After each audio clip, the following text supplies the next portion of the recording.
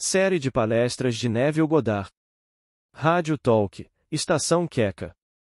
Julho de 1951. Primeira palestra. Seja o que você deseja, seja o que você acredita. Um jornalista me contou que nosso grande cientista, Robert Millikan, uma vez lhe disse que havia estabelecido uma meta para si mesmo em tenra idade, quando ainda era muito pobre, não comprovado no grande trabalho que faria no futuro. Ele condensou seu sonho de grandeza e segurança em uma declaração simples, declaração que implicava que seu sonho de grandeza e segurança já estava realizado. Então ele repetiu a declaração várias e várias vezes para si mesmo até que a ideia de grandeza e segurança encheu sua mente e expulsou todas as outras ideias de sua consciência. Estas podem não ter sido as palavras do Dr. Millikan, mas são aquelas que me foram dadas e eu cito. Tenho uma renda abundante, estável e confiável, consistente com integridade e benefício mútuo. Como eu disse repetidamente, tudo depende da nossa atitude em relação a nós mesmos.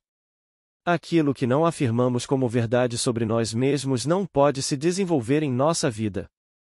O Dr. Millikan escreveu seu sonho de grandeza e segurança na primeira pessoa, no tempo presente. Ele não disse: serei grande, estarei seguro, pois isso implicaria que ele não era grande e seguro. Em vez disso, ele fez de seu sonho futuro um fato presente.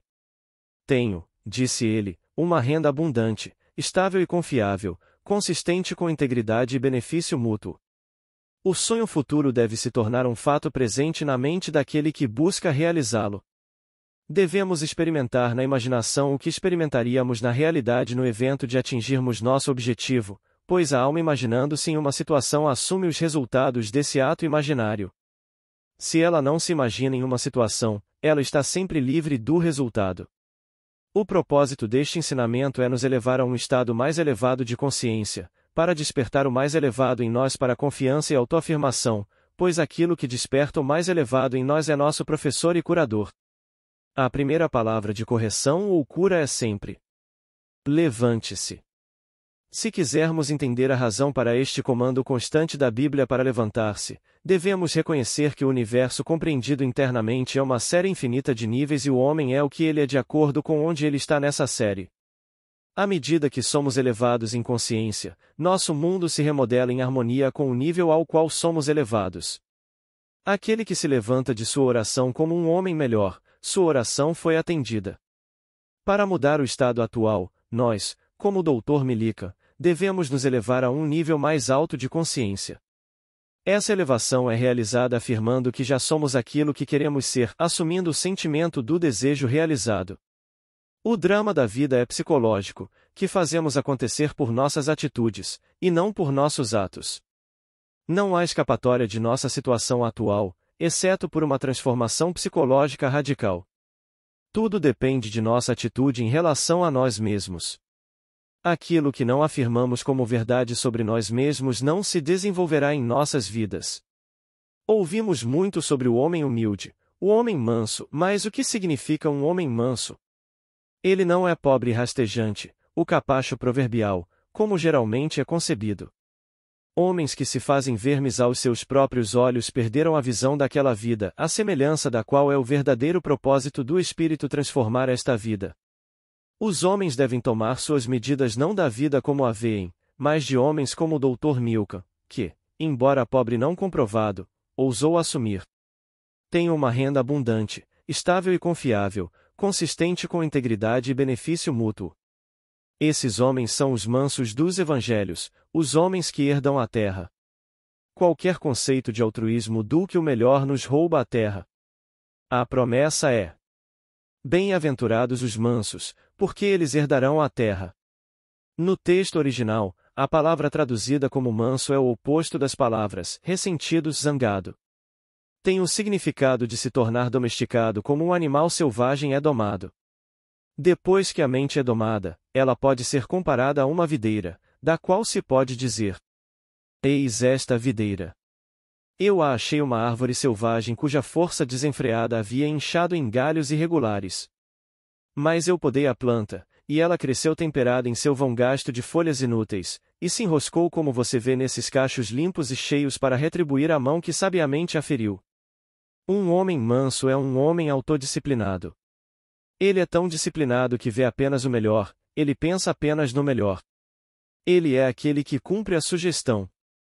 Irmãos, tudo que é verdadeiro, tudo que é honesto, tudo que é justo, tudo que é puro, tudo que é amável, tudo que é de boa fama, se há alguma virtude, se há algum louvor, pensem nessas coisas. Nós nos elevamos a um nível mais alto de consciência, não porque refreamos nossas paixões, mas porque cultivamos nossas virtudes.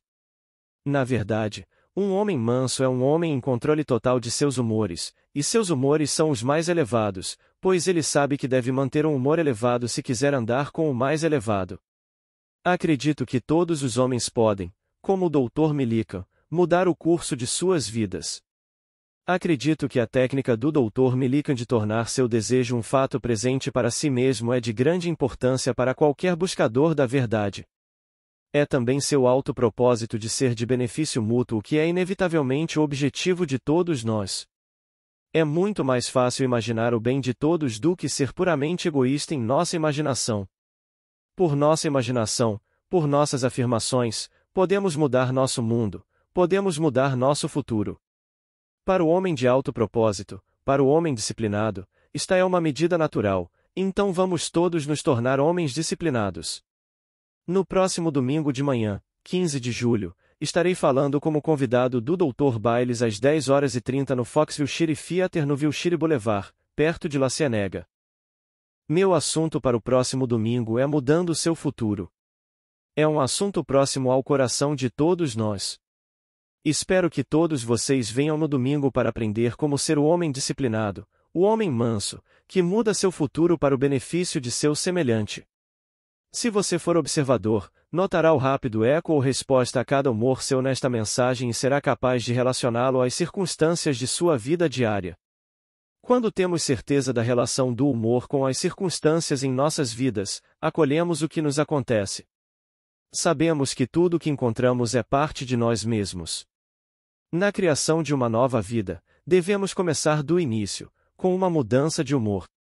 Cada humor elevado do homem é a abertura da porta para um nível mais alto para ele. Vamos moldar nossas vidas em torno de um humor elevado ou de uma comunidade de humores elevados. Indivíduos, assim como comunidades, crescem espiritualmente na proporção em que se elevam a um ideal mais alto. Se seu ideal é rebaixado, eles afundam em suas profundezas. Se seu ideal é exaltado, eles são elevados a alturas inimagináveis. Devemos manter o alto astral se quisermos andar com o mais alto. As alturas, também, foram feitas para habitação. Todas as formas da imaginação criativa implicam elementos de sentimento. O sentimento é o fermento sem o qual nenhuma criação é possível. Não há nada de errado com nosso desejo de transcender nosso estado atual. Não haveria progresso neste mundo se não fosse pela insatisfação do homem consigo mesmo. É natural que busquemos uma vida pessoal mais bela, é certo que desejemos maior compreensão, maior saúde, maior segurança. É declarado no 16º capítulo do Evangelho de São João. Até agora nada pedistes em meu nome, pedi e recebereis, para que a vossa alegria seja completa. Um renascimento espiritual é necessário para a humanidade, mas por renascimento espiritual quero dizer uma verdadeira atitude religiosa, uma na qual cada indivíduo, ele mesmo, aceita o desafio de incorporar um novo e mais alto valor de si mesmo como o Dr. Millikan fez. Uma nação não pode exibir maior sabedoria na massa do que gera em suas unidades. Por essa razão, sempre preguei a autoajuda, sabendo que se nos esforçarmos apaixonadamente por esse tipo de autoajuda, ou seja, incorporar um novo e mais alto conceito de nós mesmos, então todos os outros tipos de ajuda estarão a nosso serviço.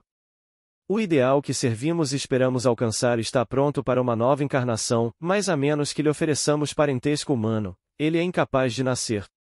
Devemos afirmar que já somos aquilo que esperamos ser e viver como se fossemos, sabendo como o Dr. Millikan, que nossa suposição, embora falsa para o mundo exterior, se persistir, se solidificará em fato. O homem perfeito não julga pelas aparências, ele julga com retidão. Ele vê a si mesmo e aos outros como ele deseja que ele e eles sejam. Ele ouve o que quer ouvir. Ele vê e ouve apenas o bem. Ele conhece a verdade, e a verdade o liberta e o conduz ao bem. A verdade libertará toda a humanidade. Este é o nosso reavivamento espiritual. O caráter é em grande parte o resultado da direção e persistência da atenção voluntária. Pense verdadeiramente, e teus pensamentos alimentarão a fome do mundo. Fale verdadeiramente, e cada palavra tua será uma semente frutífera. Viva verdadeiramente, e tua vida será um grande e nobre credo. Segunda palestra. Pela imaginação nos tornamos. Quantas vezes ouvimos alguém dizer: "Ah, é só a imaginação dele?"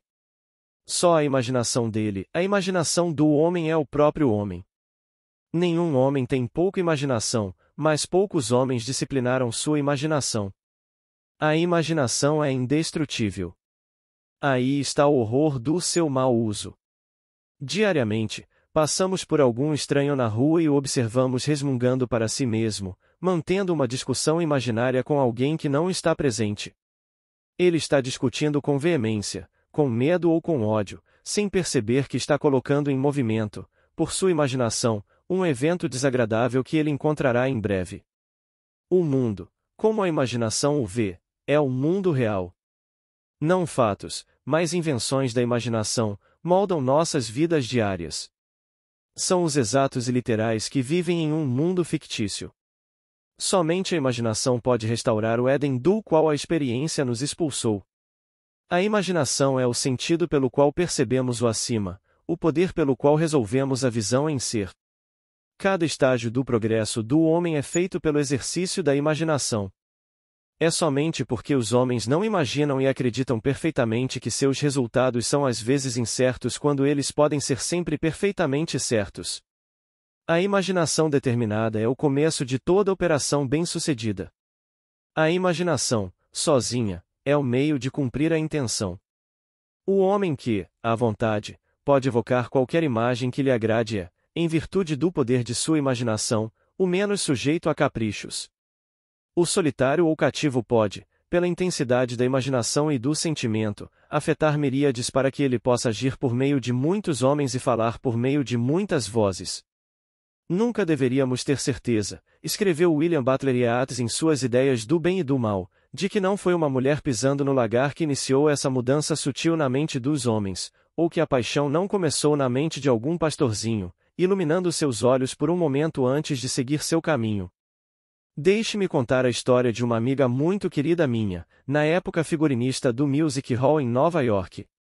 Ela me contou, um dia, sobre sua dificuldade em trabalhar com um dos produtores que invariavelmente criticava e rejeitava seu melhor trabalho injustamente, que ele era frequentemente rude e parecia deliberadamente injusto com ela. Ao ouvir sua história, lembrei-a, como estou lembrando a você, que os homens só podem ecoar para nós o que sussurramos para eles em segredo. Não tive dúvidas de que ela discutia silenciosamente com o produtor, não pessoalmente, mas em momentos de silêncio para si mesma. Ela confessou que fazia exatamente isso todas as manhãs enquanto caminhava para o trabalho. Pedi que ela mudasse sua atitude em relação a ele, para assumir que ele a estava parabenizando por seus belos designs e ela, por sua vez, estava agradecendo a ele por seus elogios e gentileza. Esta jovem designer seguiu meu conselho e, enquanto caminhava para o teatro, imaginou um relacionamento perfeito do produtor elogiando seu trabalho e ela, por sua vez, respondendo com gratidão por sua apreciação. Ela fez isso manhã após manhã e, em muito pouco tempo, descobriu por si mesma que sua própria atitude determinava o cenário de sua existência. O comportamento do produtor se inverteu completamente. Ele se tornou o empregador profissional mais agradável que ela já havia encontrado. Seu comportamento apenas ecoou as mudanças que ela havia sussurrado dentro de si. O que ela fez foi pelo poder da imaginação. Sua fantasia levou a dele, e ela mesma, ditou a ele o discurso que eles eventualmente tiveram juntos no momento em que ela estava aparentemente caminhando sozinha. Vamos nos propor, aqui e agora, um exercício diário de controle e disciplina de nossa imaginação. Que começo melhor do que imaginar melhor do que o melhor que conhecemos para um amigo. Não há carvão de caráter tão morto que não brilhe e chameje-se apenas ligeiramente virado. Não culpe, apenas resolva. A vida, Como a música, pode, por uma nova configuração, transformar todas as suas discordâncias em harmonias. Represente seu amigo para si mesmo como já expressando o que ele deseja ser. Deixe-nos saber que com qualquer atitude que abordamos o outro, uma atitude semelhante se aproxima de nós. Como podemos fazer isso? Faça o que meu amigo fez. Para estabelecer rapport, ligue para seu amigo mentalmente. Concentre sua atenção nele mentalmente e chame seu nome, assim como você faria para atrair sua atenção se o visse na rua. Imagine que ele respondeu, ouça mentalmente sua voz, imagine que ele está lhe contando sobre o grande bem que você desejou para ele. Você, por sua vez, conte a ele sobre sua alegria em testemunhar sua boa sorte. Tendo ouvido mentalmente o que você queria ouvir, tendo se emocionado com as notícias ouvidas, prossiga com sua tarefa diária. Sua conversa imaginada deve despertar o que ela afirmou, a aceitação do fim deseja os meios. E a reflexão mais sábia não poderia conceber meios mais eficazes do que aqueles que são desejados pela aceitação do fim. No entanto, sua conversa com seu amigo deve ser de uma maneira que não expresse a menor dúvida quanto à verdade do que você imagina que ouve e diz. Se você não controlar sua imaginação, descobrirá que está ouvindo e dizendo tudo o que antes ouvia e dizia. Somos criaturas de hábitos, e o hábito, embora não seja lei, age como a lei mais convincente do mundo. Com esse conhecimento do poder da imaginação, seja como o homem disciplinado e transforme seu mundo imaginando e sentindo apenas o que é adorável e de boa fama. A bela ideia que você desperta em si mesmo não deixará de despertar sua afinidade nos outros. Não espere 4 meses pela colheita. Hoje é o dia de praticar o controle e a disciplina de sua imaginação. O homem só é limitado pela fraqueza de atenção e pobreza de imaginação. O grande segredo é uma imaginação controlada e uma atenção bem sustentada, firme e repetidamente focada no objeto a ser realizado. Agora é o tempo aceitável para darmos beleza em vez de cinzas, alegria em vez de pranto, louvor em vez de espírito angustiado, para que se chamem árvores de justiça, plantação do Senhor, para que ele seja glorificado. Agora é o momento de controlar nossa imaginação e atenção. Por controle, não quero dizer restrição por força de vontade, mas sim cultivo por amor e compaixão. Com tanto do mundo em desacordo, não podemos enfatizar muito fortemente o poder do amor imaginativo.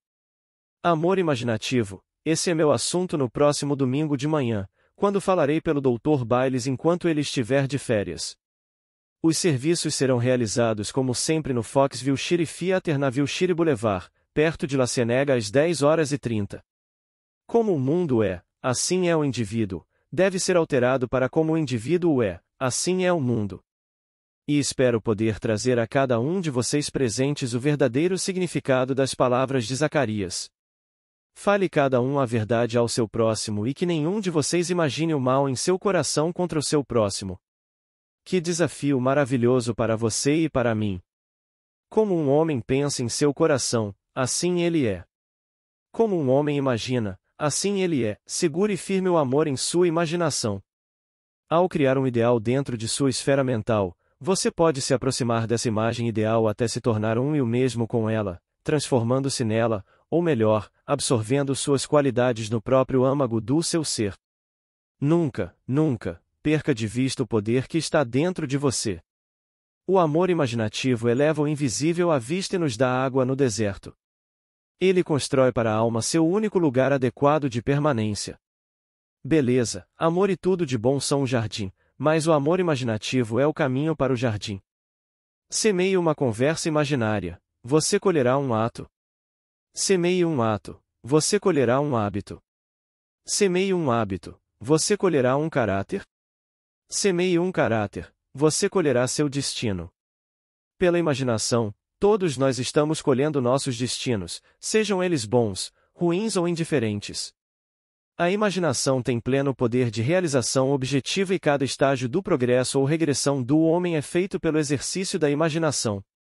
Acredito com William Blake, o que parece ser, é, para aqueles a quem parece ser, e é produtivo das consequências mais terríveis para aqueles a quem parece ser, até mesmo de tormentos, desespero e morte eterna. Pela imaginação e desejo, nos tornamos o que desejamos ser. Vamos afirmar para nós mesmos que somos o que imaginamos. Se persistirmos na suposição de que somos o que desejamos ser, nos transformaremos naquilo que imaginamos ser. Nascemos por um milagre natural de amor e por um breve espaço de tempo nossas necessidades foram todas o cuidado de outro.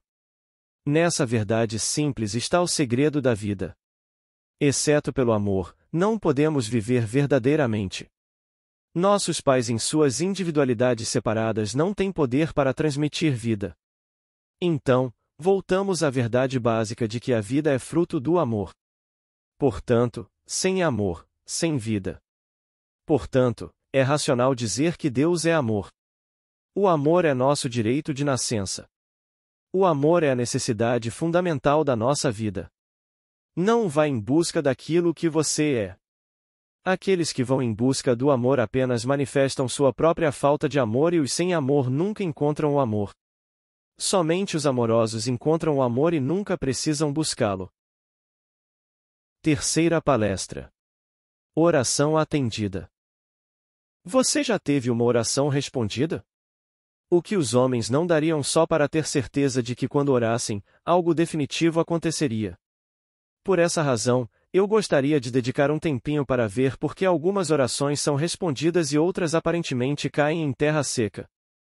Quando orardes, crede que recebereis, e recebereis. Crede que recebeis é a condição imposta ao homem. A menos que acreditemos que recebemos, nossa oração não será respondida. Uma oração concedida implica que algo é feito em consequência da oração que de outra forma não teria sido feito. Portanto, aquele que ora é a fonte da ação, a mente que dirige e aquele que concede a oração. Tal responsabilidade o homem se recusa a assumir, pois a responsabilidade, ao que parece, é o pesadelo invisível da humanidade. Todo o mundo natural é construído sobre a lei. No entanto, entre a oração e sua resposta, não vemos tal relação. Sentimos que Deus pode responder ou ignorar nossa oração, que nossa oração pode atingir o alvo ou pode errar. A mente ainda não está disposta a admitir que Deus se sujeita às suas próprias leis. Quantas pessoas acreditam que há, entre a oração e sua resposta, uma relação de causa e efeito? Vamos dar uma olhada nos meios empregados para curar os 10 leprosos, conforme relatado no 17º capítulo do Evangelho de São Lucas. O que nos impressiona nessa história é o método que foi usado para elevar sua fé à intensidade necessária. Somos informados de que os 10 leprosos apelaram a Jesus para ter misericórdia deles, isto é, para curá-los. Jesus ordenou que fossem e se mostrassem aos sacerdotes, e enquanto iam, eram purificados. A lei mosaica exigia que quando um leproso se recuperasse de sua doença, ele deveria se mostrar ao sacerdote para obter um certificado de saúde restaurada.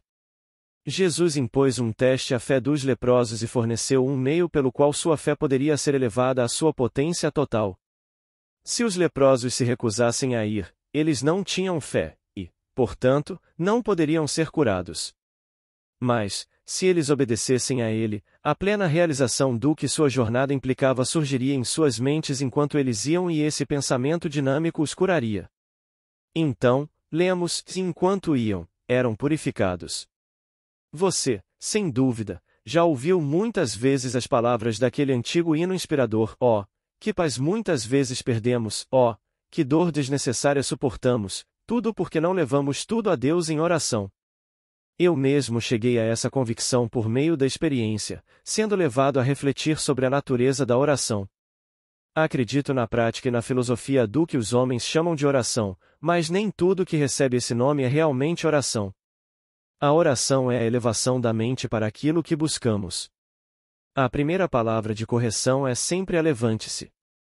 Sempre eleve a mente para aquilo que buscamos. Isso é facilmente feito assumindo o sentimento do desejo realizado.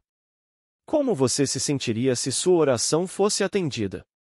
Bem, assuma esse sentimento até que você experimente na imaginação o que você experimentaria na realidade se sua oração fosse atendida. Oração significa entrar em ação mentalmente. Significa manter a atenção na ideia do desejo realizado até que ela preencha a mente e afaste todas as outras ideias da consciência. Esta afirmação de que a oração significa entrar em ação mentalmente e manter a atenção na ideia do desejo realizado até que ela preencha a mente e afaste todas as outras ideias da consciência, não significa que a oração seja um esforço mental, um ato de vontade. Pelo contrário, a oração deve ser contrastada com um ato de vontade. A oração é uma rendição. Significa abandonar-se ao sentimento do desejo realizado.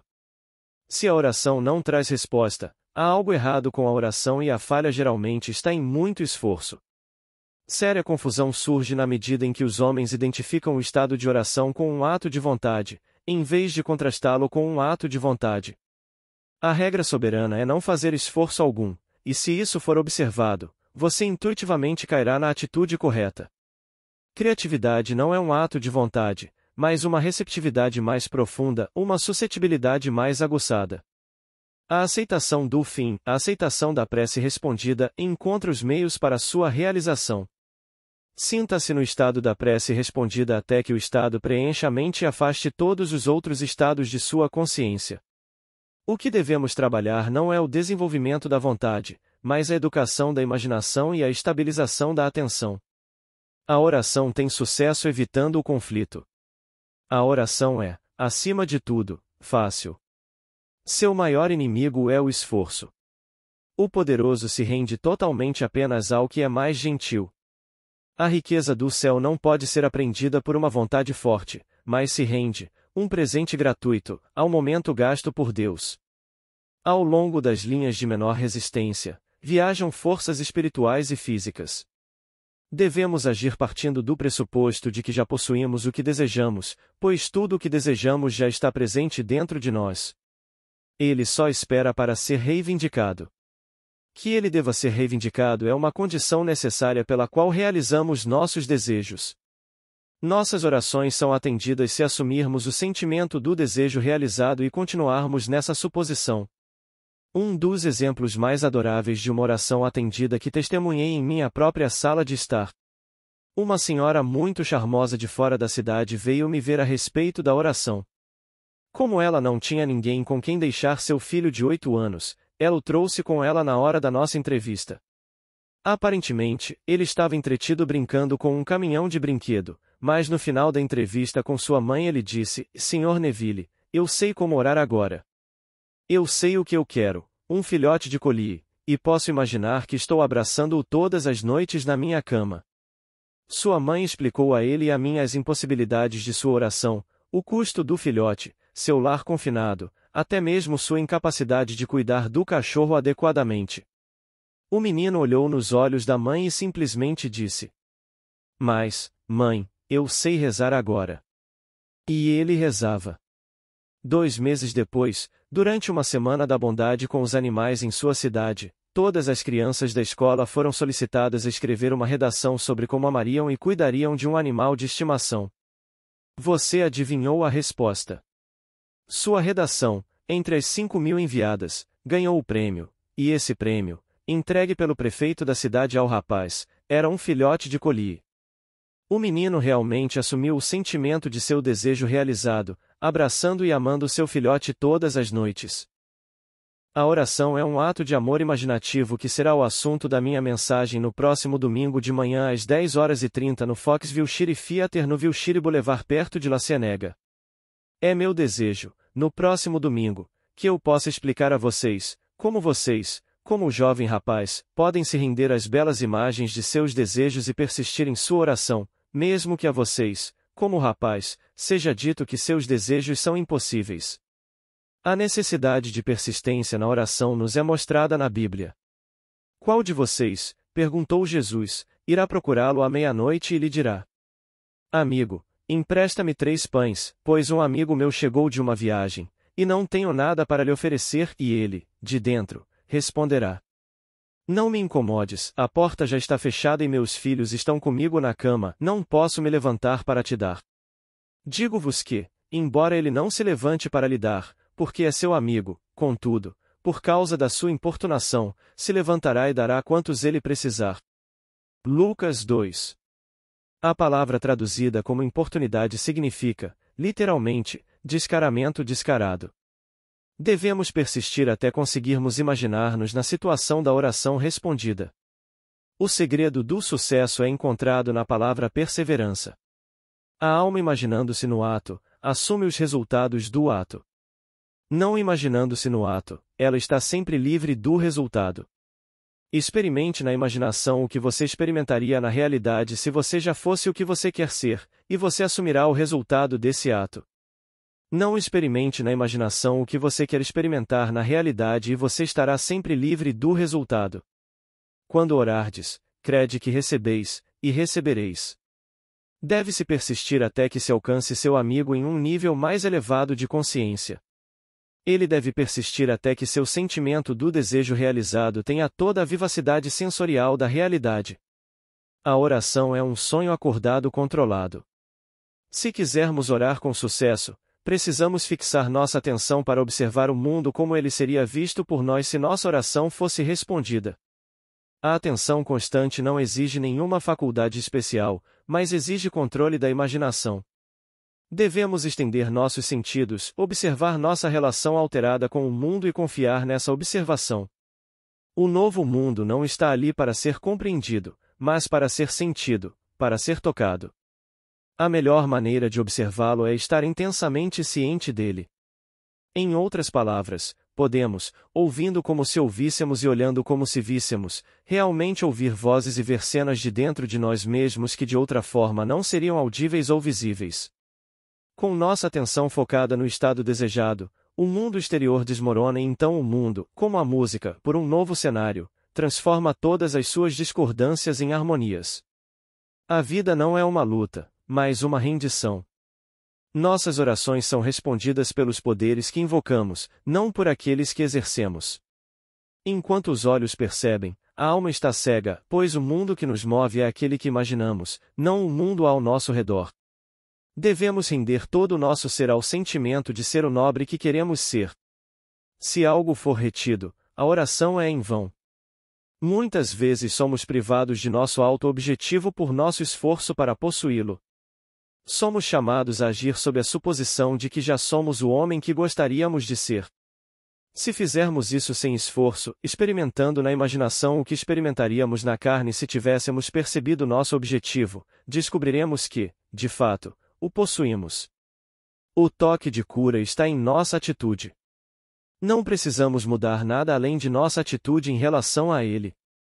Assuma uma virtude se você não a tem, assuma o sentimento de seu desejo realizado.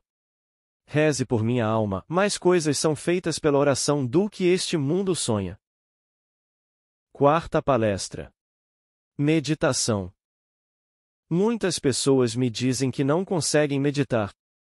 Isso me parece um pouco como dizer que não conseguem tocar piano depois de uma tentativa. A meditação, como em toda arte ou expressão, requer prática constante para resultados perfeitos. Um pianista verdadeiramente grande, por exemplo, sentiria que não conseguiria tocar o seu melhor se perdesse um dia de prática. Se perdesse uma semana ou um mês de prática, saberia que até mesmo seu público mais desinformado reconheceria seus defeitos. Assim é com a meditação. Se praticarmos diariamente com alegria neste hábito diário, nós a aperfeiçoamos como uma arte. Acho que aqueles que reclamam da dificuldade na meditação não a tornam uma prática diária, mas sim, esperam até que algo urgente apareça em seu mundo e então, por meio de um ato de vontade, tentam fixar sua atenção no estado desejado.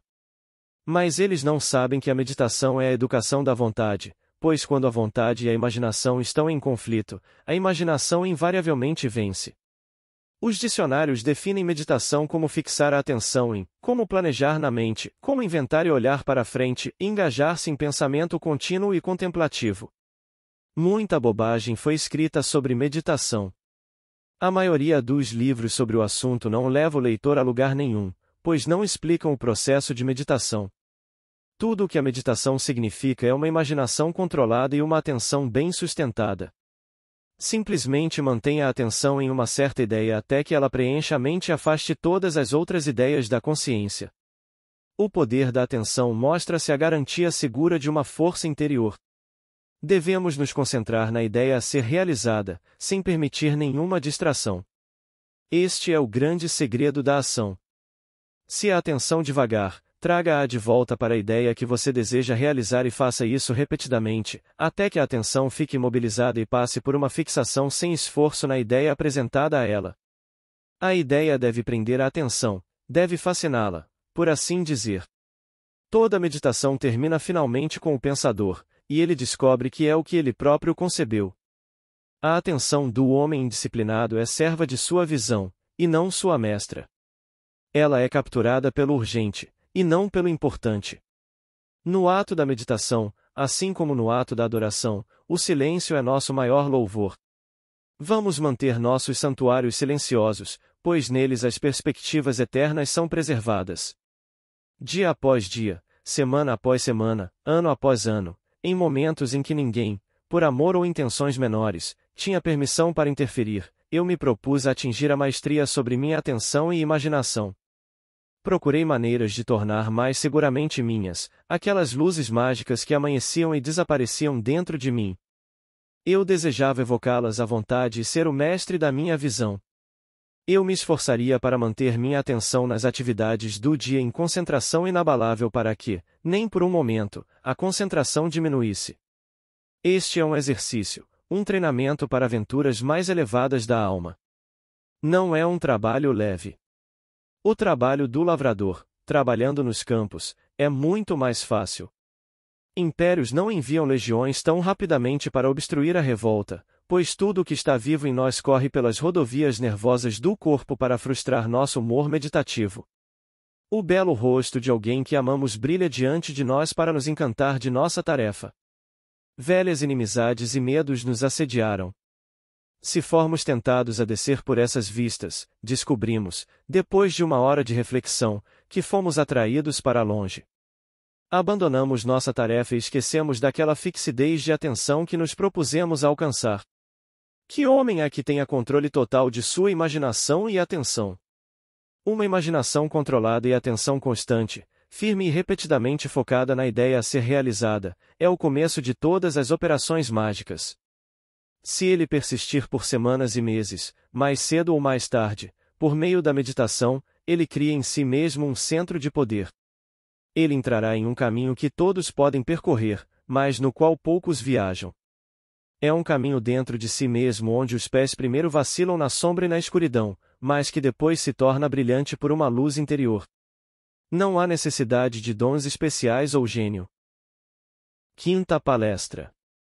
A Lei da Assunção. O grande místico, William Blake, escreveu há quase 200 anos. O que parece ser, é, para aqueles a quem parece ser e é produtivo das consequências mais terríveis para aqueles a quem parece ser. Agora, a princípio, esta joia mística parece um pouco envolvida, ou na melhor das hipóteses, um jogo de palavras, mas não é nada disso. Ouça com atenção. O que parece ser, é, para aqueles a quem parece ser. Isso certamente é bastante claro. É uma verdade simples sobre a lei da suposição e um aviso das consequências de seu uso indevido. O autor da Epístola aos Romanos declarou no 14º capítulo: Eu sei, e estou persuadido pelo Senhor Jesus, que não há nada impuro em si mesmo, mas para aquele que considera alguma coisa imunda, para esse é impura. Vemos por isso que não é uma percepção superior, mas uma cegueira cega que lê na grandeza dos homens alguma pequenez com a qual ela por acaso é familiar, pois o que parece ser, é, para aqueles a quem parece ser. Experimentos conduzidos recentemente em duas de nossas principais universidades revelaram esta grande verdade sobre a lei da suposição.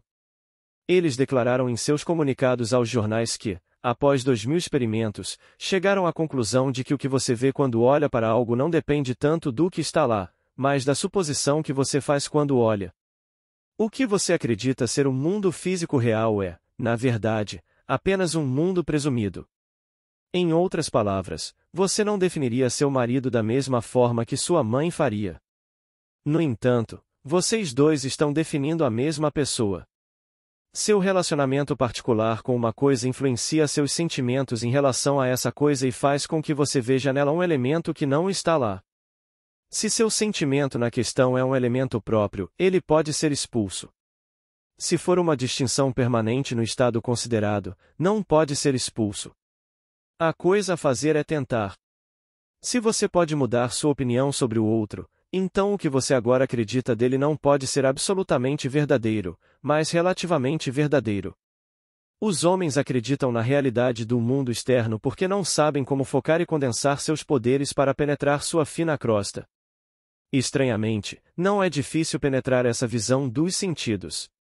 Para remover o véu dos sentidos, não empregamos grande esforço, o mundo objetivo desaparece quando desviamos nossa atenção dele. Temos apenas que nos concentrar no estado desejado para vê-lo mentalmente, mas para dar realidade a ele para que se torne um fato objetivo, devemos focar nossa atenção no estado desejado até que ele tenha toda a vivacidade sensorial e sentimento de realidade. Quando, por meio da atenção concentrada, nosso desejo parece possuir a distinção e o sentimento da realidade, quando a forma do pensamento é tão vívida quanto a forma da natureza, demos a ela o direito de se tornar um fato visível em nossas vidas. Cada homem deve encontrar os meios mais adequados à sua natureza para controlar sua atenção e concentrá-la no estado desejado. Acho que o melhor estado para mim é a meditação, um estado relaxado semelhante ao sono, mas um estado no qual ainda estou conscientemente no controle da minha imaginação e sou capaz de fixar minha atenção em um objeto mental. Se for difícil controlar a direção da sua atenção enquanto estiver nesse estado semelhante ao sono, você pode achar olhar fixamente para um objeto muito útil. Não olhe para sua superfície, mas sim para dentro e além de qualquer objeto simples, como uma parede, um tapete ou qualquer objeto que possua profundidade. Organize-o para retornar o mínimo de reflexão possível. Imagine, então, que nessa profundidade você está vendo e ouvindo o que quer ver e ouvir até que sua atenção esteja exclusivamente ocupada pelo estado imaginado. No final da sua meditação, quando você acorda do seu sonho controlado acordado, você sente como se tivesse retornado de uma grande distância.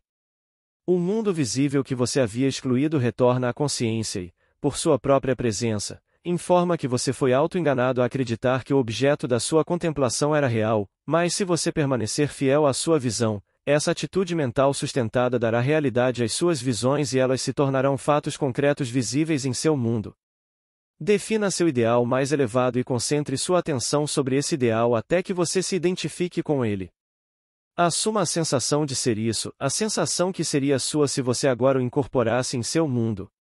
Essa suposição, embora agora negada por seus sentidos, se persistida, se tornará um fato em seu mundo. Você saberá quando tiver conseguido fixar o estado desejado na consciência simplesmente olhando mentalmente para as pessoas que conhece. Esta é uma verificação maravilhosa de si mesmo, pois suas conversas mentais são mais reveladoras do que suas conversas físicas. Se, em suas conversas mentais com os outros, você fala com eles como fazia antes, então você não mudou seu conceito de si mesmo, pois todas as mudanças de conceitos de si mesmo resultam em um relacionamento alterado com o mundo. Lembre-se do que foi dito antes. O que você vê quando olha para algo não depende tanto do que está lá, mas da suposição que você faz quando olha. Portanto, a suposição do desejo realizado deve fazer você ver o mundo mentalmente como veria fisicamente se sua suposição fosse um fato físico. O homem espiritual fala ao homem natural por meio da linguagem do desejo. A chave para o progresso na vida e para a realização dos sonhos está na pronta obediência à voz. A obediência sem hesitação à sua voz é uma suposição imediata do desejo realizado. Desejar um estado é tê-lo. Como disse Pascal. Você não teria me procurado se já não tivesse me encontrado. O homem, ao assumir o sentimento do desejo realizado e então viver e agir com base nessa convicção, muda seu futuro em harmonia com sua suposição. Mudar seu futuro é o direito inalienável dos indivíduos amantes da liberdade. Não haveria progresso no mundo se não fosse pelo descontentamento divino no homem que o impele a níveis cada vez mais altos de consciência. Escolhi esse assunto tão próximo do coração de todos nós, mudando seu futuro, para minha mensagem no próximo domingo de manhã.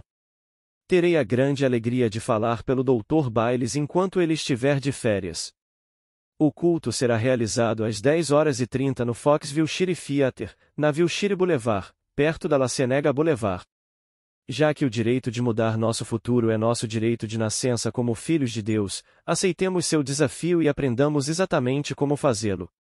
Mais uma vez hoje, falando em mudar seu futuro, desejo enfatizar a importância de uma transformação real do eu, não meramente uma ligeira alteração de circunstâncias que, em questão de momentos, nos permitirá escorregar de volta para o velho homem insatisfeito. Em sua meditação, permita que os outros o vejam como viriam se esse novo conceito de si fosse um fato concreto. Você sempre parece aos outros a personificação do ideal que inspira. Portanto, na meditação, quando você contempla os outros, você deve ser visto por eles mentalmente como seria visto por eles fisicamente se sua concepção de si mesmo fosse um fato objetivo. Ou seja, na meditação, você imagina que eles o veem expressando esse homem mais nobre que você deseja ser. Se você assume que é o que quer ser, seu desejo é realizado e, na realização, todo anseio de ser é neutralizado. Isso também é uma excelente verificação de si mesmo para saber se você realmente conseguiu ou não mudar o eu. Você não pode continuar desejando o que foi realizado. Em vez disso, você está com vontade de agradecer por um presente recebido. Seu desejo não é algo que você trabalha para realizar, é reconhecer algo que você já possui. É assumir o sentimento de ser aquilo que você deseja ser. Acreditar e ser são um. O concebedor e sua concepção são um. Portanto, aquilo que você concebe a si mesmo nunca pode estar tão distante a ponto de estar perto, pois proximidade implica separação. Se tu podes crer, todas as coisas são possíveis ao que crê. A fé é a substância das coisas esperadas, a evidência das coisas ainda não vistas. Se você assume que é aquele mais fino e nobre que deseja ser, verá os outros como eles estão relacionados à sua alta suposição. Todos os homens iluminados desejam o bem dos outros.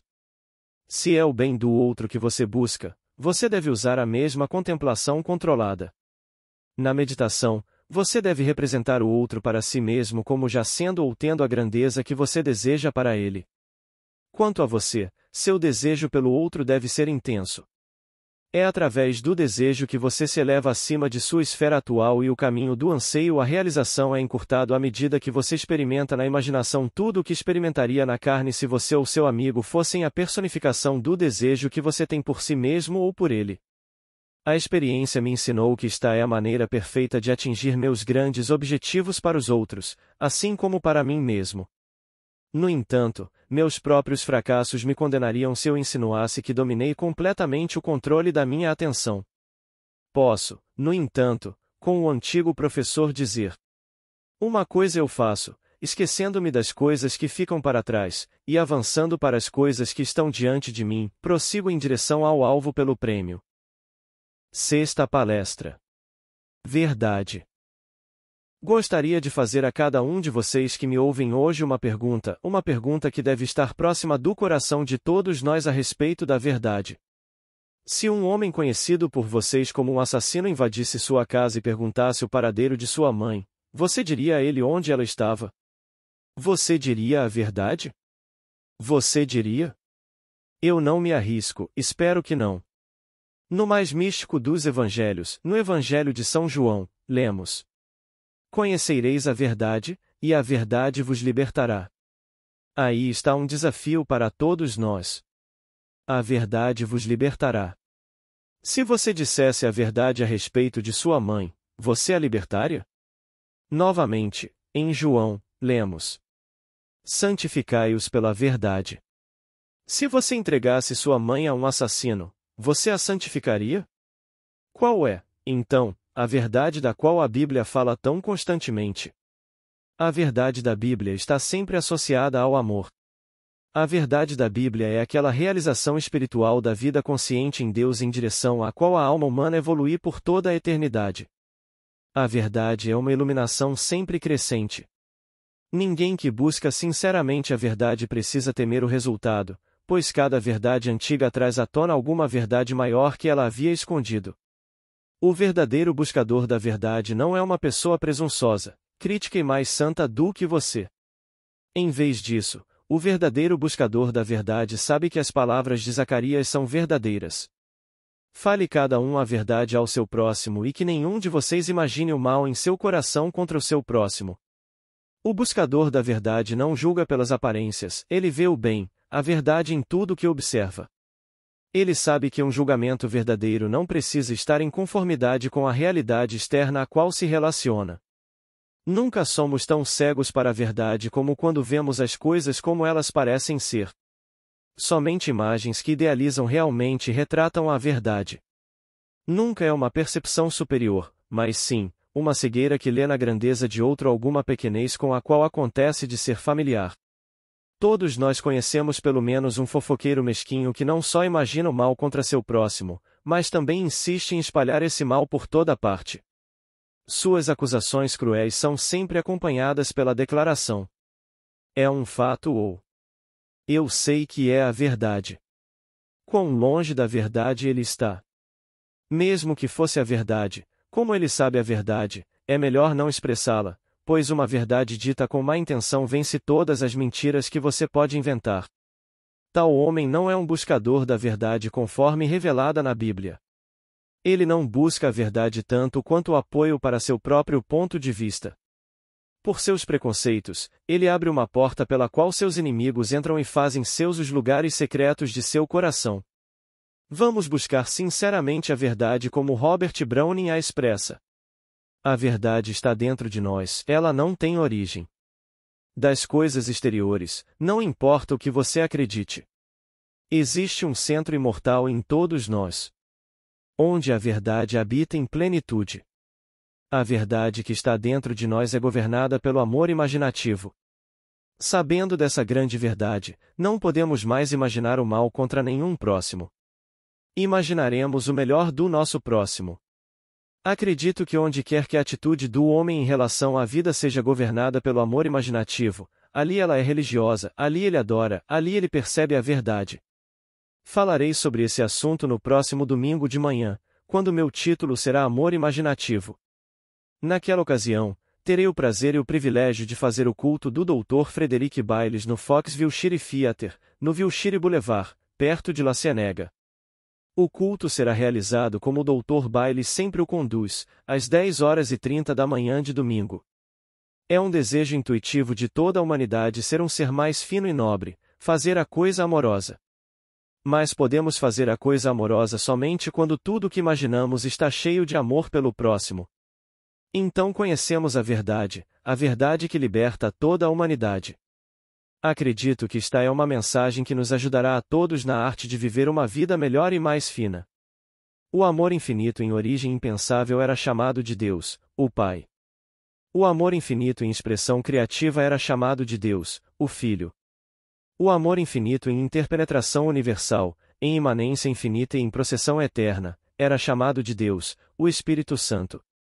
Devemos aprender a nos conhecer como amor infinito, como bem e não como mal. Isso não é algo que temos que nos tornar, ao contrário, para reconhecermos algo que já somos.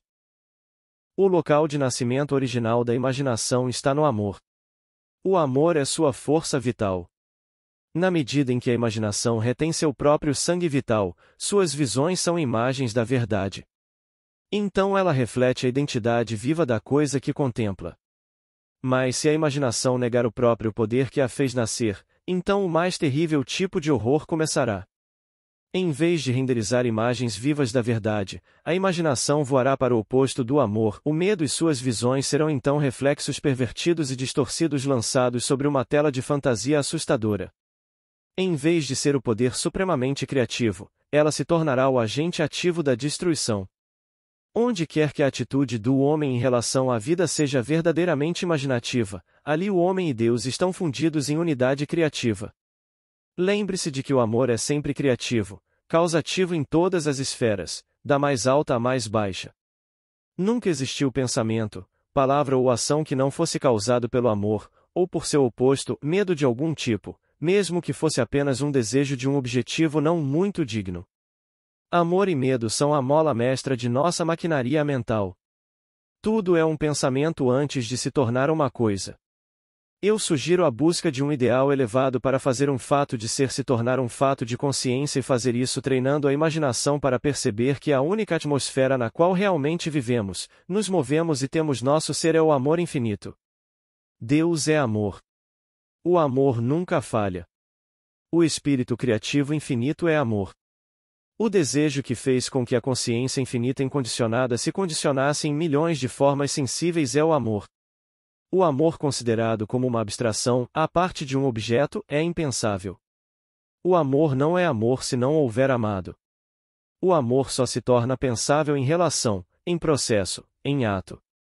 Vamos reconhecer com Blake que, aquele que não viver pelo amor deve ser subjugado pelo medo, e estabelecer para nós mesmos os mais altos ideais para amar e viver. Mas nossos mais altos ideais não abençoam a menos que desçam e tomem forma. Devemos fazer dos resultados e realizações o teste crucial de nossa imaginação e nosso amor, pois a encarnação é a única realização verdadeira. Nossa fidelidade deve ser a soma de toda a verdade que conhecemos e deve ser absoluta. Caso contrário, essa verdade não tem um veículo e não pode ser encarnada em nós. Nosso conceito de nós mesmos determina o cenário de nossas vidas. Somos sempre nossos próprios carcereiros. As portas da prisão que pensávamos fechadas estão realmente entreabertas, esperando que vejamos a verdade. O homem sempre se cerca da verdadeira imagem de si mesmo, disse Emerson. Todo espírito constrói para si uma casa e além de sua casa, um mundo, e além de seu mundo, um céu. Saiba então que o mundo existe para você o fenômeno é perfeito. O que somos, isso só podemos ver. Tudo o que Adão tinha, tudo o que César podia, você tem e pode fazer. Adão chamou sua casa de céu e terra. César chamou sua casa de Roma. Você talvez chame a sua de ofício de sapateiro, ou 100 acres de terra, ou sótão de estudioso. No entanto, linha por linha, e ponto por ponto, seu domínio é tão grande quanto o deles, embora sem nomes tão belos. Construa, portanto, seu próprio mundo e tão rápido quanto você conformar sua vida à ideia pura em sua mente, isso revelará suas grandes proporções. A verdade é nossa realidade interior secreta, a causa, o significado, a relação de nossas vidas com todas as coisas. Que a verdade nos carregue para o céu, expandindo nossas concepções, aumentando nossa compreensão até que conheçamos a verdade e sejamos feitos livres. 7ª palestra. Pedra, água ou vinho? Foi meu privilégio e prazer dirigir-me às audiências dominicais do Dr. Frederic Bailes nos últimos anos. Hoje, devo estender o privilégio de falar a vocês, sua audiência invisível do rádio. Esta será uma série de palestras muito práticas, pois meus assuntos serão extraídos em grande parte da Bíblia, o mais espiritual de todos os livros. E estou firmemente convencido de que tudo o que é mais profundamente espiritual é, na realidade, mais diretamente prático. Todos os erros cometidos na interpretação bíblica vêm de tomar declarações cuja intenção é espiritual e mística e aplicar esses princípios ou estados a pessoas, lugares ou épocas. Em um sentido, nenhuma palavra da Escritura é verdadeira de acordo com a letra. No entanto, eu digo que cada palavra é verdadeira, mas as Escrituras são verdadeiras somente como ele pretendia àqueles que as falaram, elas são verdadeiras como Deus pretendia, não como o homem as quer. Uma interpretação espiritual e simbólica sozinha produz verdade, enquanto uma aceitação literal não traz lucro algum. A Bíblia contém elementos históricos, mas estes são sempre usados como linguagem figurativa de grandes ideias. A narrativa do Evangelho deve ser estudada para que possamos conhecer. Não transmite conhecimento imediatamente. Conhecer é um processo gradual. Uma experiência interior progressiva. Deus se revela dentro de nós conforme somos capazes de recebê-lo. Os significados profundos sempre foram reconhecidos parcialmente por poucos, como será descoberto ao consultar os escritos dos videntes de todas as eras passadas. Ao atribuir à Bíblia seu significado próprio, é necessário lembrar que, como escrituras místicas, ela lida principalmente, não com coisas materiais ou pessoas, mas com significações espirituais. A Bíblia não é endereçada ao sentido externo ou à razão, mas à alma. Seu objetivo não é fornecer um relato histórico da vida física, mas exibir as possibilidades espirituais da humanidade em geral, pois a religião não é, por natureza, histórica e dependente de eventos sensíveis reais, mas consiste em processos como fé e redenção. Estes, sendo interiores a todos os homens, subsistem independentemente do que qualquer homem em particular tenha feito em qualquer momento. O valor perene da Bíblia é seu valor simbólico.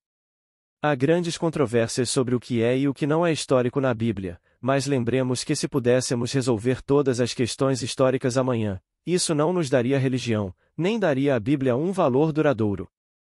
Tudo depende de encontrarmos o valor simbólico dos fatos. Um fato da história passada não tem nada para a religião atual, a menos que se apresente como um símbolo de uma realidade por trás de si. A Bíblia é uma revelação da verdade expressa em simbolismo divino. Do ponto de vista literal, a formulação pode às vezes ser confusa. É o simbolismo, sozinho, que é precioso e digno de nossos melhores esforços para elucidar. Toda a Escritura foi escrita a partir do mistério interior e não com um sentido místico colocado nela. As histórias escondem um significado subjacente, e a tarefa da interpretação das Escrituras é descobrir essas verdades psicológicas que são expressas nesse simbolismo. Nós, aqui, não estamos preocupados com o significado superficial da Escritura, seja ele razoável ou absurdo, pois em nenhum caso ele constitui a verdade interior que estamos buscando. Ao longo dos séculos, tomamos erroneamente personificação por pessoas, alegoria por história, o veículo que transmitia a instrução pela instrução em si, e o sentido bruto primeiro pelo sentido final pretendido. Na maioria das pequenas coisas da vida, essa confusão é de consequência trivial. Mas o erro que surge quando você leva a confusão para questões de maior importância, como religião, assume proporções gigantescas. Por séculos, os homens têm buscado ansiosamente por pedaços de evidências que possam estar relacionados aos acontecimentos descritos na Bíblia. Enquanto a maioria das pessoas acredita que seus personagens viveram, nenhuma prova de suas vidas na Terra jamais foi encontrada e pode nunca ser encontrada. Isso não é importante, pois os antigos professores não estavam escrevendo história, mas uma lição alegórica de certos princípios básicos, que eles vestiam com o traje da história. A forma das várias histórias da Bíblia é tão distinta de sua substância quanto a forma de um grão de trigo é distinta do germe da vida dentro dele. Assim como os órgãos assimilativos do corpo discriminam entre o alimento que pode ser construído no sistema físico e o alimento que deve ser descartado, assim também as faculdades intuitivas despertas descobrem, sob a alegoria e a parábola, o germe da vida psicológica, e alimentando-se disso, eles rejeitam a ficção que o transmitiu. A Bíblia é o livro mais vendido neste país. É provavelmente o menos lido e certamente o menos compreendido. Em toda a Bíblia, os símbolos de pedra, água e vinho são usados. As pedras da Bíblia são suas verdades literais. Os 10 mandamentos, dizem-nos, foram escritos em pedra.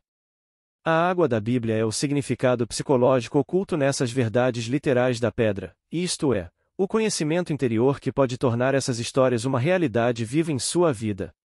O vinho que você deve fazer para si mesmo através do uso sábio desta água viva ou verdade psicológica. Esta é uma necessidade absoluta para o homem verdadeiramente religioso. Foi isso que Sir Walter Scott quis dizer quando afirmou: a maior educação do homem é aquela que ele dá a si mesmo. Na manhã de domingo, falarei sobre: você é pedra, água ou vinho? Estarei no culto do Dr. Bailes às 10h30 no Foxville City Theater na Wilshire Boulevard perto de La Cienega. Quando ouvirem esta mensagem, vocês podem se perguntar: você é pedra, água ou vinho? Vocês podem julgar se sua compreensão da Bíblia é meramente literal, psicológica ou verdadeiramente espiritual e, portanto, profundamente prática. A Bíblia é, do começo ao fim, toda sobre transcender a violência que caracteriza o nível atual de ser da humanidade. Ela afirma a possibilidade de um desenvolvimento de outro nível de ser superando a violência. O ponto de vista adotado é que o objetivo do homem é esse desenvolvimento interior, que é a única psicologia real. Tirar a Bíblia de sua ideia central de renascimento, que significa uma evolução interior e implica a existência de um nível superior, é não entender nada de seu real significado. A palavra de Deus, isto é, o ensinamento psicológico da Bíblia, é para tornar o homem diferente, primeiro no pensamento e depois no ser, para que ele se torne um novo homem ou nasça de novo. Sempre que uma atitude inteiramente nova entra na vida de uma pessoa, o renascimento psicológico até certo ponto ocorreu. O homem quer ser melhor, não diferente. A Bíblia não fala de ser melhor, mas de outro homem, um homem renascido. Aquele que não nascer de novo, não pode ver o reino de Deus. Aquele que não nascer da água e do Espírito não pode entrar no reino de Deus. Não te admires de eu te ter dito, necessário vos é nascer de novo. Os 10 mandamentos foram escritos em tábuas de pedra para aqueles incapazes de ver qualquer significado mais profundo. A pedra representa a forma mais externa e literal da verdade espiritual, e a água se refere a outra maneira de entender a mesma verdade.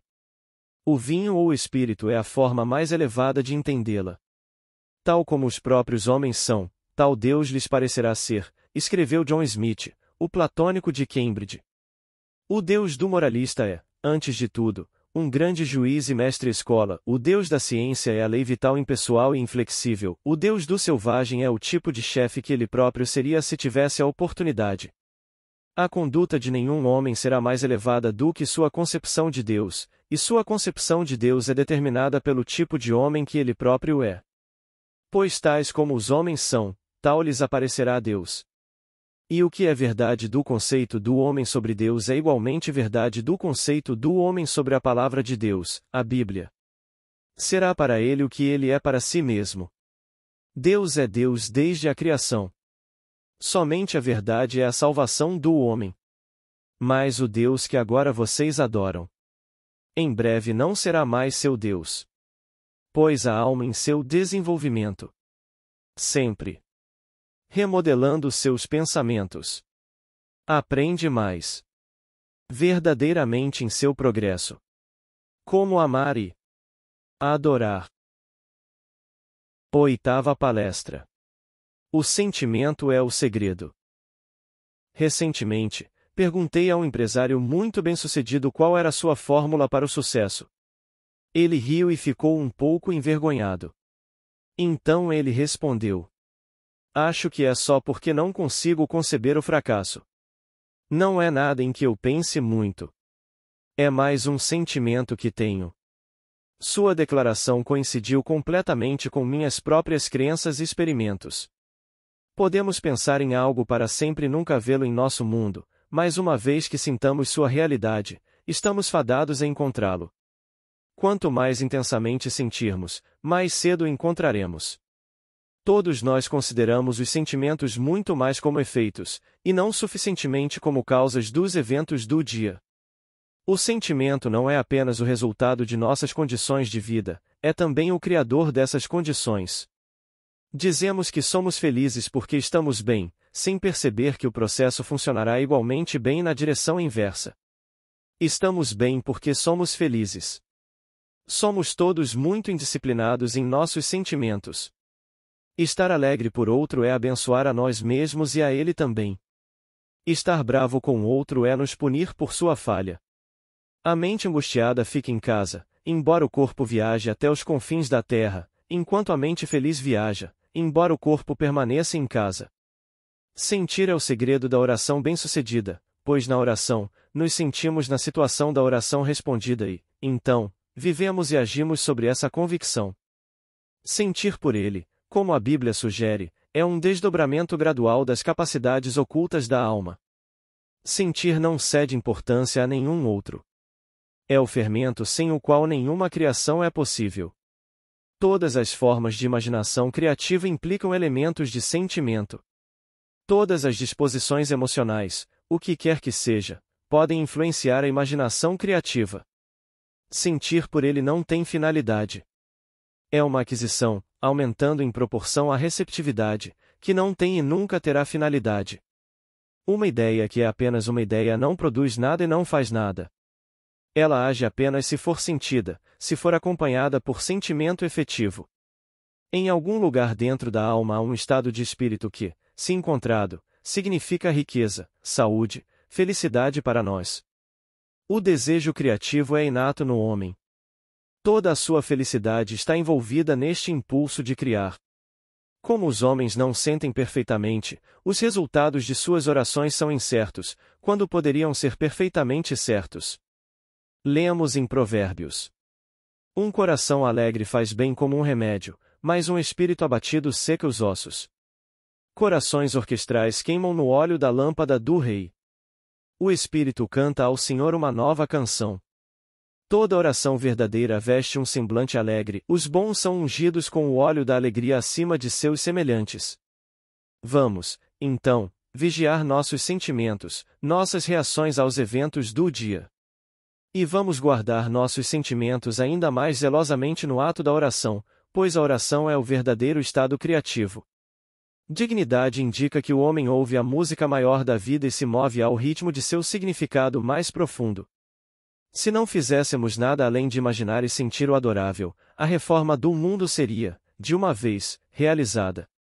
Muitas das histórias da Bíblia lidam exclusivamente com o poder da imaginação e do sentimento. Sentindo após ele é o clamor do buscador da verdade. Somente a imaginação e o sentimento podem restaurar o Éden do qual a experiência nos levou. Sentimento e imaginação são os sentidos pelos quais percebemos o além. Onde o conhecimento termina, eles começam. Todo sentimento nobre do homem é a abertura para ele de alguma porta para o mundo divino. Vamos medir os homens, não pela altura de suas cidades, mas pela magnificência de suas imaginações e sentimentos. Vamos voltar nosso pensamento para o céu e misturar nossa imaginação com os anjos. O mundo que nos move é aquele que imaginamos, não o mundo que nos cerca. Na imaginação estão os continentes inexplorados e a grande aventura futura do homem. Essa consciência de não finalidade em sentir por Deus tem sido a experiência de todos os sinceros apalpadores em direção a Deus. Eles percebem que sua concepção do infinito tem se aprofundado e se expandido constantemente com a experiência. Aqueles que se esforçam para pensar o significado da experiência e coordená-la com o resto do nosso conhecimento são os místicos filosóficos, aqueles que tentam desenvolver a faculdade em si mesmos e aprofundar a experiência são os místicos práticos ou experimentais. Alguns, e entre eles os maiores, tentaram fazer as duas coisas. A religião começa na experiência subjetiva. Religião é o que um homem faz com sua solidão, pois na solidão somos compelidos à experiência subjetiva. É da atitude religiosa que falarei no próximo domingo de manhã.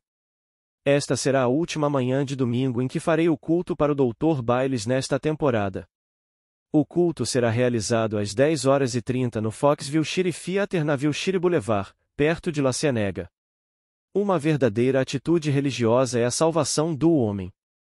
Deus nunca muda, somos nós que estamos mudando, nossos olhos espirituais estão cada vez mais aguçados, e esta ampliação da verdade nos trará uma paz interior cada vez maior. A melhor defesa contra o ataque enganoso à nossa visão mental e moral é o olho espiritual ou o olho de Deus. Em outras palavras, um ideal espiritual que não pode ser alterado pelas circunstâncias, um código de honra pessoal e integridade em nós mesmos e boa vontade e amor aos outros. Não o que tu és, nem o que tu foste, contempla Deus com seus olhos misericordiosos, mas o que tu queres ser. Pelas veias do homem mais humilde da terra corre o sangue real do ser. Portanto, vamos olhar para o homem através dos olhos do amor imaginativo que é realmente ver com o olho de Deus. Sob a influência do olho de Deus, o ideal surge do real como a água é eterizada pelo sol na nuvem de imagens. Coisas completamente distantes estão presentes ao olho espiritual. O olho de Deus torna o sonho futuro um fato presente. Não 4 meses para colher, olhe novamente, se persistirmos nessa visão, um dia surgiremos com a distância em nossos olhos, e tudo o que fica, estagnado nas proximidades de repente não terá importância. Deixaremos isso de lado enquanto passamos para nosso objetivo distante. O homem que realmente se encontra não pode fazer outra coisa senão deixar-se guiar pelo amor. Ele tem olhos puros demais para contemplar a iniquidade. Nossa capacidade de ajudar os outros será proporcional à nossa capacidade de controlar e ajudar a nós mesmos. No dia em que um homem alcança a vitória sobre si mesmo, a história descobrirá que ter sido uma vitória sobre seu inimigo. O toque de cura está em uma atitude, e um dia o homem descobrirá que se governa as almas somente com serenidade. O poderoso se rende totalmente somente ao mais gentil. Reconhecendo o poder do sentimento, vamos prestar atenção estrita aos nossos humores e atitudes. Cada estágio do progresso do homem é feito através do exercício de sua imaginação e sentimento. Ao criar um ideal dentro de nossa esfera mental, Podemos nos sentir nessa imagem ideal até nos tornarmos um e o mesmo com ele, absorvendo suas qualidades no próprio âmago do nosso ser. O solitário ou cativo pode, pela intensidade de sua imaginação e sentimento, efetuar miríades para que ele possa agir através de muitos homens e falar através de muitas vozes. Estenda seus sensores, confie em seu toque, participe de todos os voos de sua imaginação e não tenha medo de suas próprias sensibilidades. A melhor maneira de sentir o bem do outro é estar mais intensamente ciente disso. Seja como meu amigo e tenha mais sentimento pela saúde, pela riqueza, pela felicidade que você deseja. As ideias não abençoam a menos que desçam do céu e tomem corpo. Faça dos resultados ou realizações o teste crucial da verdadeira imaginação. Ao observar esses resultados, você determinará preencher suas imagens com amor e caminhar com um humor elevado e nobre, pois você saberá com o poeta. O que você planta, você colhe. Veja os campos ali. O gergelim era gergelim, o milho era milho. O silêncio e a escuridão sabiam. Assim nasce o destino do homem. Nona palestra. Afirme a realidade da sua própria grandeza. Na criação de um novo modo de vida, devemos começar do começo, com nossa própria regeneração individual. A formação de organizações, corpos políticos, corpos religiosos, corpos sociais não é suficiente. O problema que vemos é mais profundo do que percebemos. A revolução essencial deve acontecer dentro de nós mesmos. Tudo depende da nossa atitude em relação a nós mesmos. Aquilo que não afirmamos dentro de nós mesmos nunca pode se desenvolver em nosso mundo. Esta é a religião pela qual vivemos, pois a religião começa na experiência subjetiva, como a caridade, começa em casa. Transformai-vos pela renovação da vossa mente é a fórmula antiga e não há outra. Tudo depende da atitude do homem em relação a si mesmo. Aquilo que ele não pode ou não quer reivindicar como verdadeiro sobre si mesmo nunca pode evoluir em seu mundo. O homem está constantemente olhando ao redor de seu mundo e perguntando: o que deve ser feito? O que vai acontecer? Quando ele deveria se perguntar: quem sou eu? Qual é meu conceito de mim mesmo? Se quisermos ver o mundo como um lugar melhor e mais grandioso, precisamos afirmar a realidade de um ser melhor e mais grandioso dentro de nós. O propósito final do meu ensinamento é apontar o caminho para essa consumação. Estou tentando mostrar a vocês como o homem interior deve se reajustar, qual deve ser a nova premissa de sua vida, para que ele possa perder sua alma no nível que ele agora conhece e encontrá-la novamente no alto nível que ele busca. É impossível para o homem ver algo além do conteúdo de sua própria consciência, pois nada tem existência para nós, exceto através da consciência que temos disso. O homem ideal está sempre buscando uma nova encarnação, mas a menos que nós mesmos lhe ofereçamos parentesco humano, ele é incapaz de nascer. Nós somos o meio pelo qual a redenção da natureza da lei da crueldade deve ser efetuada. O grande propósito da consciência é efetuar essa redenção. Se recusarmos o fardo e apontarmos para a lei natural como nos dando prova conclusiva de que a redenção do mundo pelo amor imaginativo é algo que nunca pode acontecer, nós simplesmente anulamos o propósito de nossas vidas por falta de fé. Rejeitamos os meios, os únicos meios, pelos quais esse processo de redenção deve ser efetuado. O único teste de religião que vale a pena fazer é se ela é verdadeira. Se ela brota da convicção mais profunda do indivíduo, se é fruto da experiência interior. Nenhuma religião é digna de um homem a menos que lhe dê um profundo e permanente senso de que tudo está bem, independentemente do que aconteça com ele pessoalmente. Os métodos de conhecimento mental e espiritual são completamente diferentes, pois conhecemos uma coisa mentalmente observando-a de fora, comparando-a com outras coisas, analisando-a e definindo-a. Vitead definiu religião como aquilo que um homem faz com sua solidão. Gostaria de acrescentar: acredito que é o que um homem é em sua solidão. Em nossa solidão, somos levados à experiência subjetiva. É, então, que devemos imaginar a nós mesmos como o homem ideal que desejamos ver encarnado no mundo. Se, em nossa solidão, vivenciarmos em nossa imaginação o que vivenciaríamos na realidade se tivéssemos alcançado nosso objetivo, com o tempo, nos transformaremos na imagem de nosso ideal. Renovai-vos no espírito da vossa mente, revesti-vos do novo homem, falai a verdade cada um com o seu próximo. O processo de fazer um fato do ser, um fato da consciência é pela renovação da nossa mente. Dizem-nos para mudar nosso pensamento. Mas não podemos mudar nosso pensamento a menos que mudemos nossas ideias. Nossos pensamentos são o derramamento natural de nossas ideias, e nossas ideias mais íntimas são o próprio homem. O fim do anseio é sempre ser, não fazer. Fique quieto e saiba. Eu sou aquilo que desejo. Esforce-se sempre por ser. Reformas externas são inúteis se seu coração não for reformado.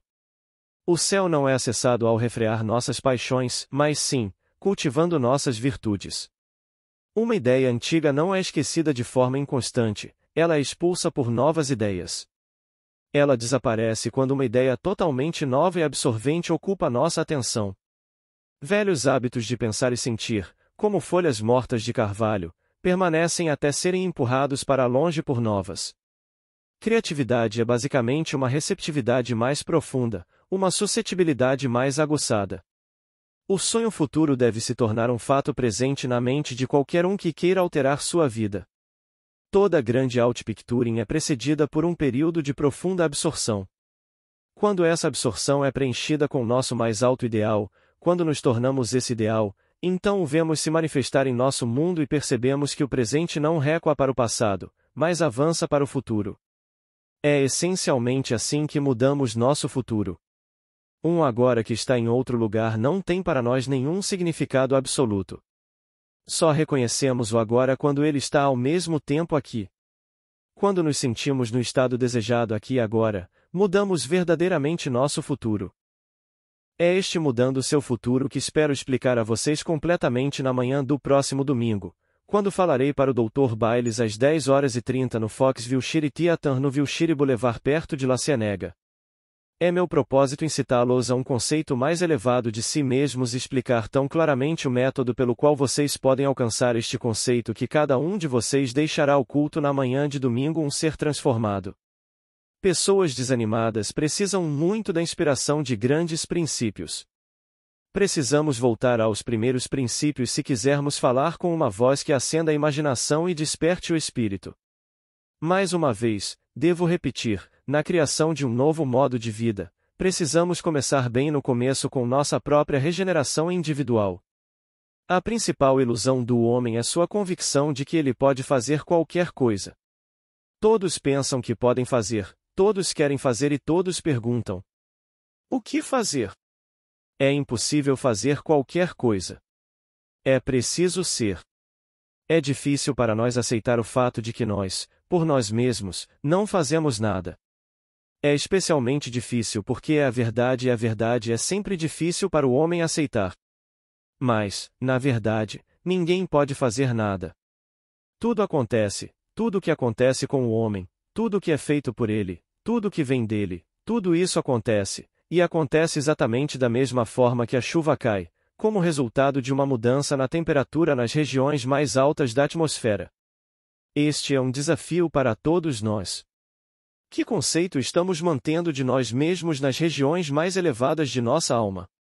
Tudo depende da atitude do homem em relação a si mesmo. Aquilo que ele não afirma como verdadeiro dentro de si nunca pode se desenvolver em seu mundo. Uma mudança de conceito de si mesmo é o ajuste correto, o novo relacionamento entre a superfície e a profundidade do homem. O aprofundamento é, em princípio, sempre possível, pois a profundidade máxima vive em todos, e é apenas uma questão de nos tornarmos conscientes disso. A vida exige de nós a disposição de morrer e nascer de novo. Isso não significa que morremos na carne. Morremos no espírito do velho homem para nos tornarmos o novo homem, então vemos o novo homem na carne. Submissão à vontade de Deus é uma frase antiga para isso e não há, acredito, nenhuma nova que seja melhor. Nesse alto compromisso com o ideal que desejamos expressar, todo conflito é disperso e somos transformados na imagem do ideal em quem descansamos. Dizem-nos que o homem sem veste nupcial alcança o reino fingindo astutamente. Ele não acredita internamente no que pratica externamente. Ele parece bom, gentil, caridoso. Ele usa as palavras certas, mas internamente não acredita em nada. Chegando à luz forte daqueles muito mais conscientes do que ele deixa de enganar. Uma vestimenta nupcial significa um desejo de união. Ele não tem desejo de se unir com o que ensina, mesmo que o que ensina seja a verdade. Portanto, ele não tem vestimenta nupcial. Quando estamos unidos com a verdade, então nos despojaremos da velha natureza e seremos renovados no espírito de nossa mente. A verdade despojará os pretendentes astutos de sua falsa aristocracia. A verdade, por sua vez, será conquistada e governada pela aristocracia da bondade, a única coisa inconquistável no mundo. Agora, vamos entrar no silêncio. Amigos, espero que vocês tenham apreciado esses áudios das palestras de rádio do Mestre Neville Goddard. Aproveito para agradecer a cada pessoa que comenta, curte e compartilha os conteúdos aqui do canal. Isso tem contribuído muito para que o YouTube leve esses ensinamentos a mais pessoas. Também gostaria de agradecer a todos os membros da nossa comunidade. Muito obrigada. Paz e bênçãos na vida de todos.